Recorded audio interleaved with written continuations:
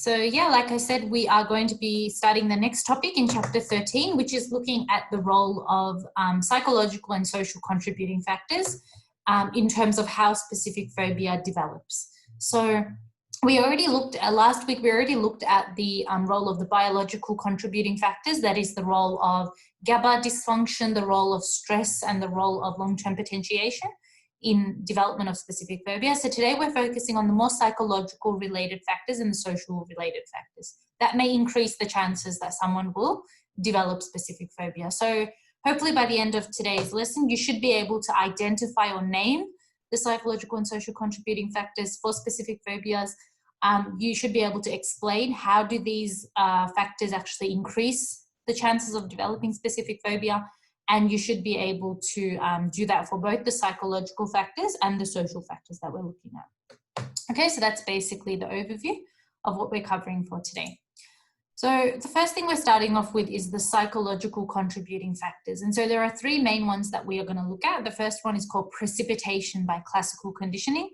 The next one is called perpetuation by operant conditioning. And the third one is talking about the role of cognitive biases. So biases like memory bias, catastrophic thinking, all that kind of stuff. So essentially we're going to just link each one of these to how they actually increase the development of specific phobia. So the first one is called precipitation by classical conditioning. And so before we actually go on to explain this, it's important for you to know that precipitation is just a fancy way of saying development, okay? So if we're going to break this down now, precipitation by classical conditioning is another way of saying the development of a phobia by classical conditioning. Because remember, many times, especially when we were doing classical conditioning, I mentioned that classical conditioning isn't just something we do in Unit 3, but it's actually something that we do again when we do phobias. Because the main way in which phobias are established, or the main way in which phobias develop, is through the principles of classical conditioning. So if we think back to Unit 3, outcome 2 with the little Albert experiment, little Albert essentially was trained or conditioned to develop a phobia of white rats, to develop a fear of white rats. And that fear actually became a phobia at the end of the day for little Albert. Every time he saw a white rat after that study, he was completely horrified. Okay, so essentially Watson at that point was able to continuously or repeatedly associate a neutral stimulus that the little Albert was not initially scared of, which was the white rat. And he was able to repeatedly associate that with something that little Albert was scared of, which was the loud noise, which was the UCS. So that repeated association between the UCS and the NS eventually led to a little Albert becoming scared of the white rat and actually crying and showing a legitimate fear or phobic response every time he saw the white rat. And so that is how most of your specific phobias develop. Because remember, when people have specific phobias, we mentioned this at the beginning of chapter 13, no one is born with a specific phobia, okay? We're not born to fear dogs. We're not born to fear rats. We're not born to fear snakes. We're conditioned to believe that those things are threatening, but we're not born with the fear or the phobia of those things. And so it's some kind of repeated association between an event, between one neutral event and a fear-inducing event that usually lead to us associating fear with the originally neutral stimulus. Okay, if you remember the all those case studies we did in Unit 3 for classical conditioning, where a little girl goes to the doctors and gets an injection, and every month that she goes, the injection is painful, and eventually she develops a fear of injections. Okay, she wasn't born with the fear of injections, but that constant association with injections, with this idea of pain and fear and anxiety, has led her to now kind of translate those emotions onto the injection. Okay, and so she develops a phobia of injections. So because we use classical conditioning principles and we associate those classical conditioning elements to actually develop a phobia in the first place, that's why we say that phobias are precipitated or developed through classical conditioning. And this is the psychological factor, okay, of precipitation by classical conditioning.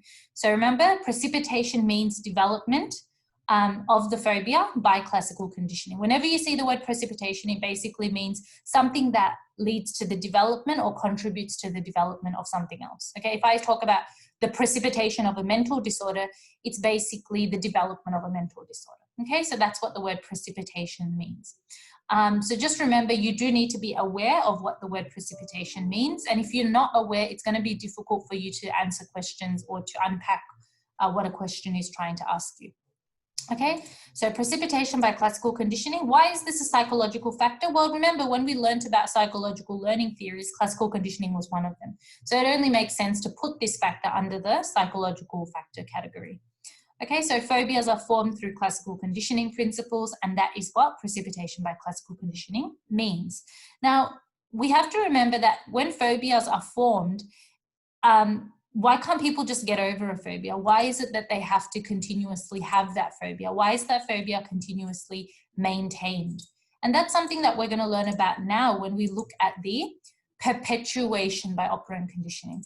And just to unpack what this word means, if I can get my little marking thing, perpetuation. The word perpetuation is just a fancy word for maintenance. How do we then maintain a specific phobia? Because little Albert, he might have developed a specific phobia, but maybe he gets over it in a week. Maybe he gets over it in a month. Why is it able to be maintained? That is the main thing that we look at when we talk about perpetuation. Okay, perpetuation means the maintenance of the phobia, or you continuing to have that specific phobia as a result of operant conditioning. Now remember that the initial development of the phobia, the initial acquisition of the phobia is through classical conditioning, but the maintenance thereafter is developed or is maintained through operant conditioning. So we're looking at the two learning theories here again. Okay, and an example here is that a lot of the time when you're scared of something, remember we talked about avoidance behaviors. Okay, that generally when I'm scared of something, when I have a phobia of something, one of the key features of people who have specific phobias is that they avoid that particular phobic stimulus. So if I've got a specific phobia of seagulls and my family wants to go to St. Kilda Beach for a day trip or for a family outing, I might actually avoid leaving the house, and I might say, you know what, I'm not feeling well, or I don't feel like going to the beach, just for the simple idea of avoiding those seagulls. And by doing that, it's not good for me in the long term, obviously, but temporarily it gives me this sense of relief. Okay, it gives me this sense of relief that yes, I was able to avoid the seagulls today. And so essentially that acts as negative reinforcement. So by taking away the prospect or the opportunity of having to go to St. Kilda Beach and see these seagulls, I'm able to induce a sense of pleasant feeling or a sense of relief. And that's going to increase the likelihood that the next time my parents or my friends ask me to actually go to the beach or go somewhere where seagulls are located, I'm going to be able to tell them, no, I don't want to come, and I'm going to be able to avoid that trip or avoid that outing. Okay, so essentially that's what avoidance is about, avoidance behaviors. Okay, remember avoidance behaviors are directly related to the operant conditioning principle of negative reinforcement. Oops, I'm just going over that. Yep, negative reinforcement. Okay, so negative reinforcement is this idea that people with specific phobias are able to avoid their phobic stimulus, take away that unpleasant feeling, and that leads to a sense of relief, that leads to a sense of comfort that, oh, thank God I was able to avoid that phobic stimulus. And so essentially, as a result of negative reinforcement, they are able to continue to maintain their mental disorder rather than find a way to actually confront the mental disorder, rather than me finding a way to actually go to St. Kilda Beach and confront those seagulls that I'm so afraid of. I just sit at home comfortable knowing that, you know what, I avoided it, and the next time this happens, I can avoid it as well. Okay, and that's what helps to maintain my mental disorder. This is bad because when you maintain a mental disorder, when you maintain a specific phobia, you are nowhere close to recovering from that specific phobia. So it's not productive in any way for you.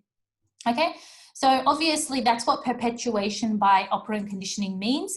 It means that once the specific phobia has developed or has been established through classical conditioning, the phobia has to be maintained in order for it to continue through time. And so the main way that the phobia is maintained or perpetuated, in other words, is through the principle of operant conditioning, specifically with reference to this idea of negative reinforcement.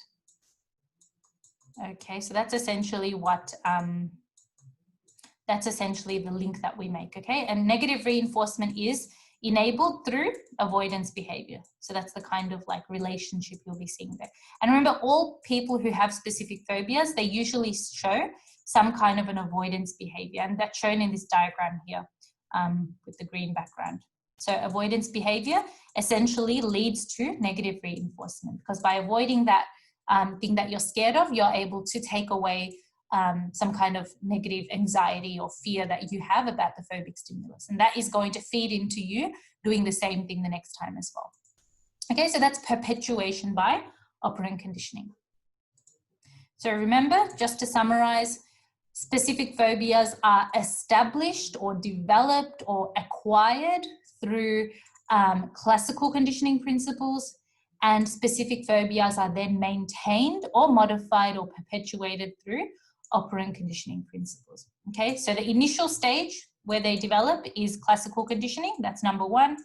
And obviously how we maintain the specific phobia after we then develop it, how we then continue to experience it, is a result of operant conditioning. Okay, we can obviously also then maintain, we can modify as well, okay, phobias through operant conditioning. So if I have if you've got a child, and if that child has a phobia of spiders, and then every time they show the fear response, you scream at them, or you tell them that, why are you being so scared? Why are you being such a wimp? Or if you give them, for example, if they show a sign of bravery in the face of a spider, and you then give them like a lollipop, or you praise them, or you give them a hug, that's actually an example of how positive reinforcement can then lead to modification of the phobia.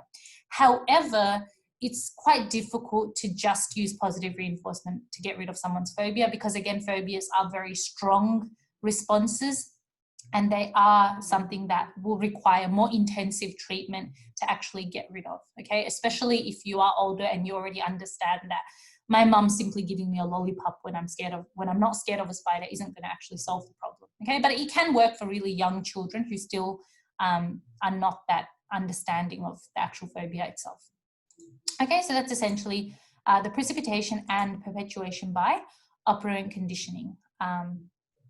Perpetuation by operant conditioning and precipitation by classical conditioning. You've got another example here on this slide. So again, it's just basically summarizing for you another example of how classical conditioning develops through, how phobias develop through classical conditioning, and how phobias are then maintained by operant conditioning. And remember, the main way phobias are maintained through operant conditioning is through negative reinforcement, because the avoidance behavior lends itself to this concept of negative reinforcement. Okay, and yeah, exactly. So obviously if you use punishment, so if a child is showing a phobic response and they're scared of spiders, and you start like, I don't know, slapping them and like, stop being scared of spiders, and slapping them and, giving them that punishment, that's probably not going to get rid of the phobia. It's just going to make the child associate more negative feelings with that phobic stimulus. So yeah, punishments are not actually a good way of trying to get rid of a phobia, but there are other treatments we can use, which we will go through next week. Okay, so those are the main learning theories, the two learning theories that form our psychological factor of development of specific phobias. Okay, so the next thing that we're looking at is the types of biases that we can have.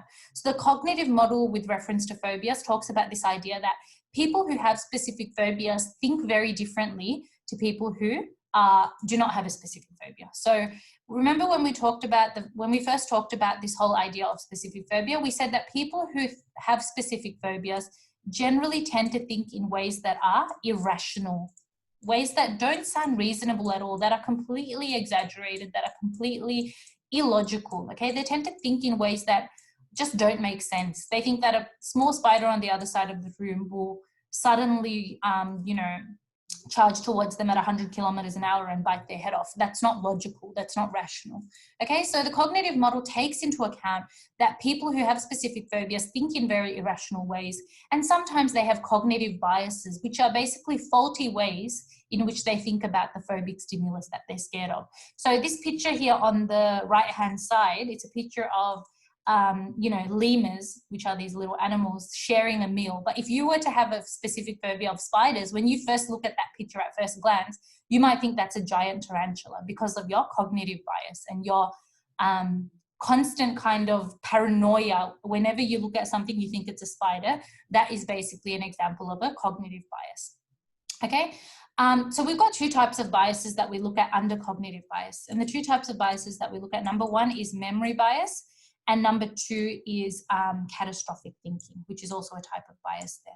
So memory bias is your tendency to recall or recognize negative or threatening information better than positive or neutral information. So this is like someone who's got a fear of going to the dentist.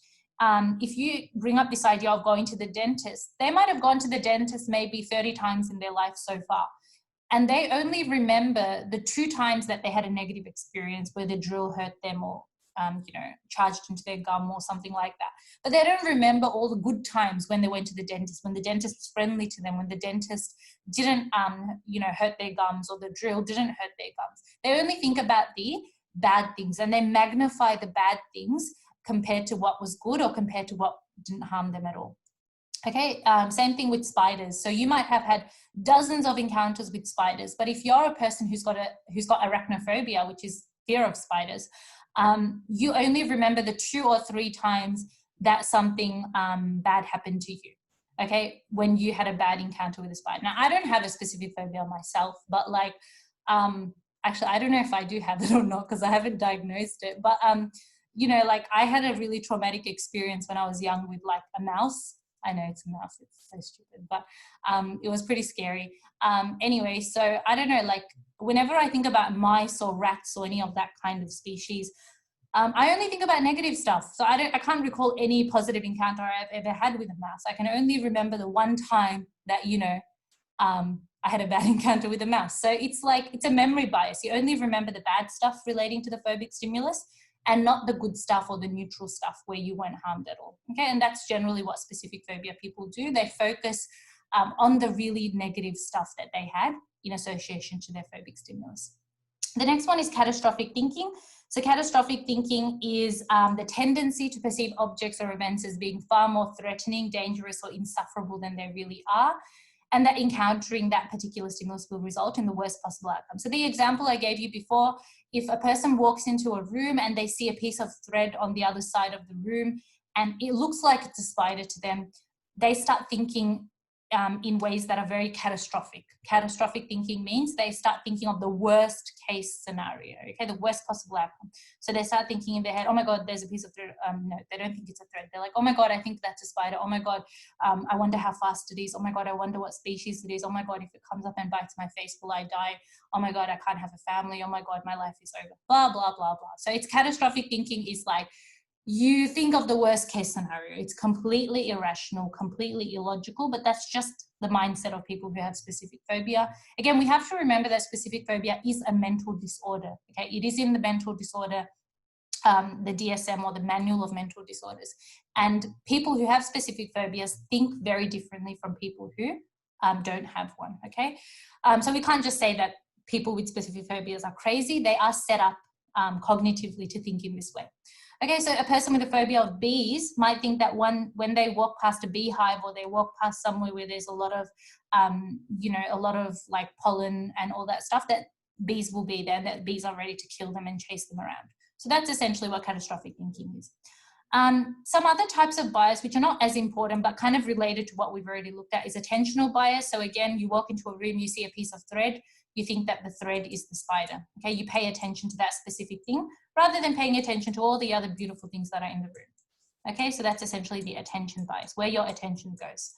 Memory bias, we already talked about, and interpretive bias is the tendency to interpret non-threatening stimuli as being threatening. So you see a little dog walking down the street and it's not threatening to you at all. It's just minding its own business, having a nice walk, and you think of it as being threatening and you start hyperventilating and thinking of the best escape route and all that kind of stuff. So that's essentially what the cognitive biases are about. Okay, and this comes under the psychological contributing factors simply because the way we think is always related to our psychological functioning. Okay, and all of these things will contribute to the development of a specific phobia or will be shown in people who already have specific phobias. And the last thing we're doing for today is the social contributing factors. So we're looking at 2 types of factors that are from a social perspective. which can lead to the development or the contribute to the development of specific phobias. So the first one is specific environmental triggers. Now, specific environmental triggers, we all know what triggers are.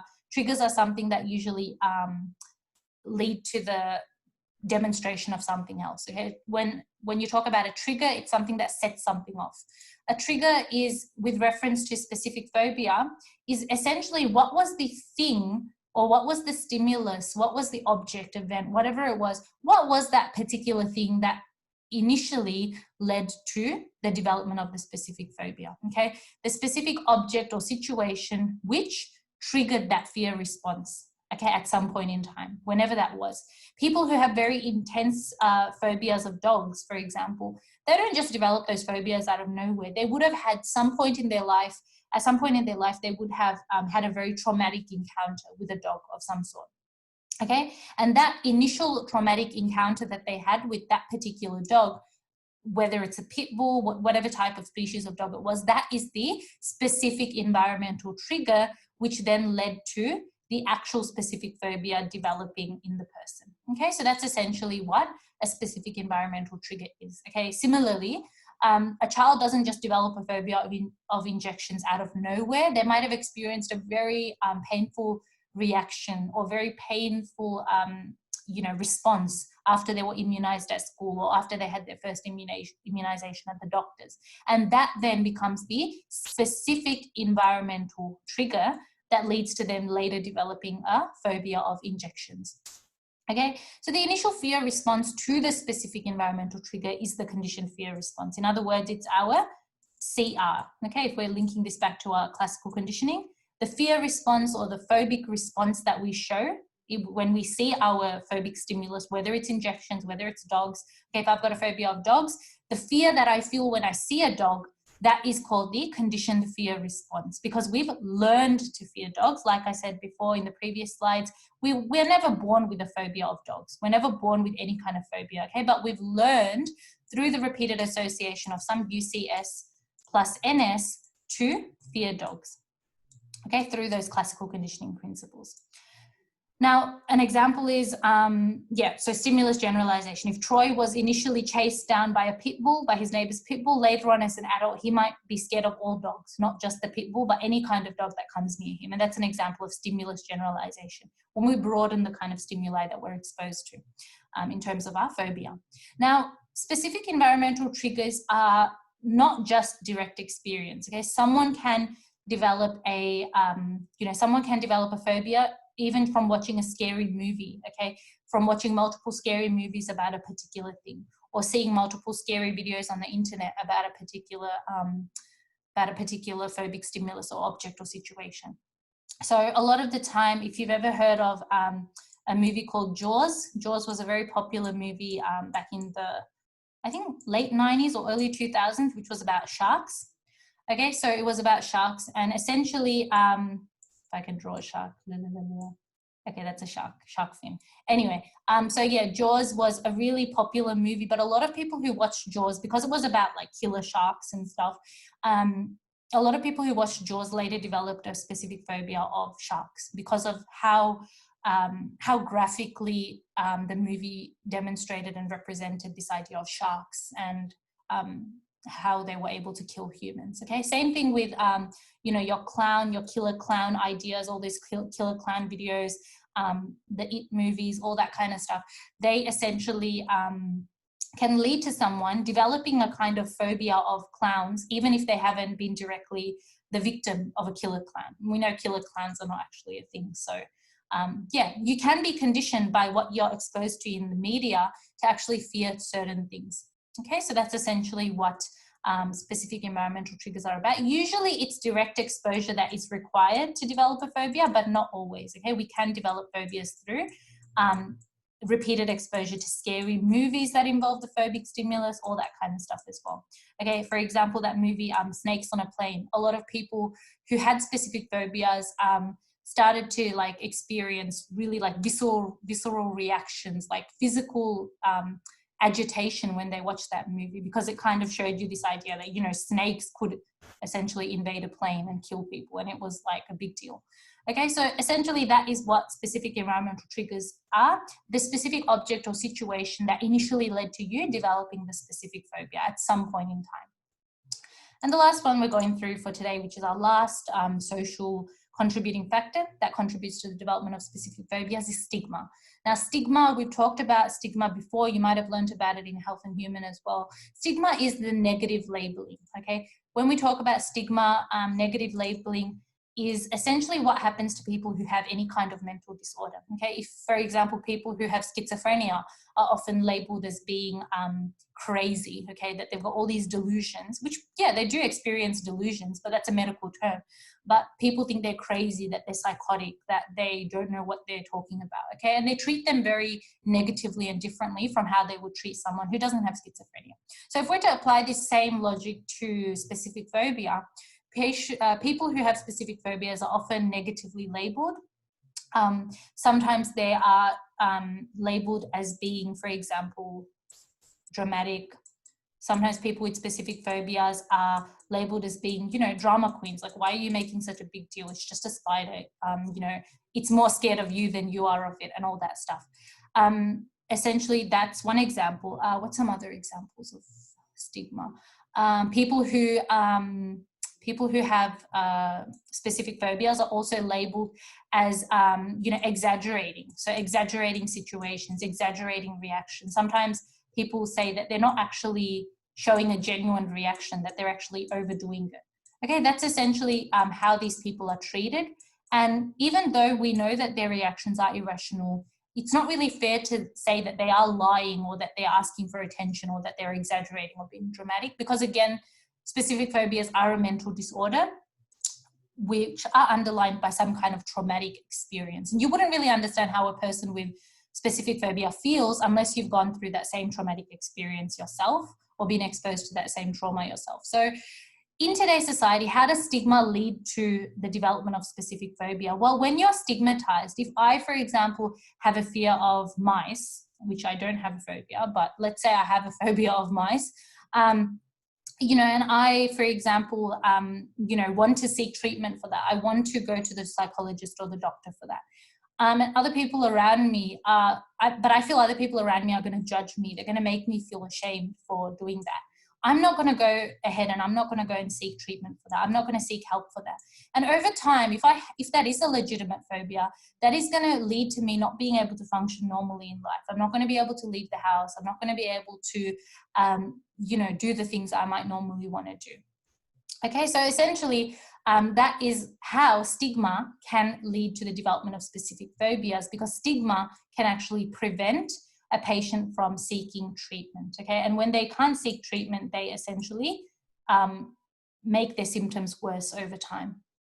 So in particular, patients with specific phobia might feel humiliated. They might feel disappointed in themselves. So why can't I just be brave and strong? Why can't I just be like everyone else? Why do I have to be scared of this particular thing? And obviously they don't want others to judge them as being dramatic. A lot of this is also based on the society in which we live in. And that's why, yes, we say that stigma is always a social factor, because the society that you live in can very much determine how other people will treat you if you have a specific phobia, as well as the culture that you come from, okay? Like, for example, I know that in my culture, there's not much of a respect for mental disorders, okay? A lot of the time, people think that, you know, mental disorders are not a big deal, that they don't really exist. It's all in your mind, that by thinking positively, you can cure depression and anxiety and all that stuff. And I know that a lot of the time in other cultures, it's the same thing, okay? So essentially, that is, those are factors that can actually fuel stigma and exacerbate the experience of stigma for some people. If you come from a culture, though, where it's more accepted, and you come from, like, for example, in Australian society, it's normal to have a phobia and people understand the repercussions of it most of the time. So you wouldn't be judged as much as compared to maybe if you're from overseas or from some small village where people don't even know what a phobia is, and let alone have the capacity to understand its implications for a person.